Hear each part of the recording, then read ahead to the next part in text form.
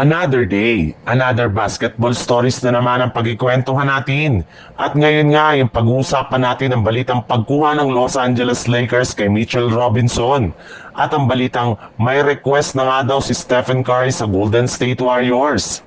Alam naman nga po ninyo na 2 beses nga agad kakalabanin ng Los Angeles Lakers ang Minnesota Timberwolves sa unang 5 laro nila sa regular season sa darating na October. Ika nga'y it's a revenge time para sa Los Angeles Lakers lalo pat ang Minnesota Timberwolves nga ang naglaglag sa kanila sa first round ng playoffs last season. At mukhang handa rin naman nga kalabanin ng Lakers ang Wolves lalo pat nakahanda rin naman nga ang kanilang triple tower ngayon sa kinabibilangan ngayon ni DeAndre Ayton, Jackson Hayes at si Maxi Kleber na siyang ipangtatapat nila sa front court ng Minnesota na binubuo ni Rudy Gobert, Julius Randle at si Naz Reid. Pero kung akala nyo nga na hanggang dyan na lamang nga ang lakas ng Lakers, dyan nga po kayo nagkakamali dahil balak pa nga nila na kumuha ng mga bagong players sa trade market. Katulad na lang ni Mitchell Robinson na pwede nga daw nakunin mula sa New York Knicks gamit si Jared Vanderbilt.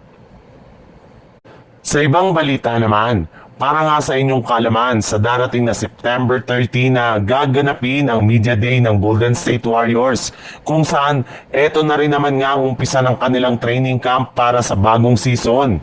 Pero sa kabila nga niyan, ay hindi pa rin naman nga ready hanggang ngayon ang kanilang team na pumasok sa kanilang bagong kampanya since wala pa rin nga silang nagagawa ni isa mang move ngayong off-season.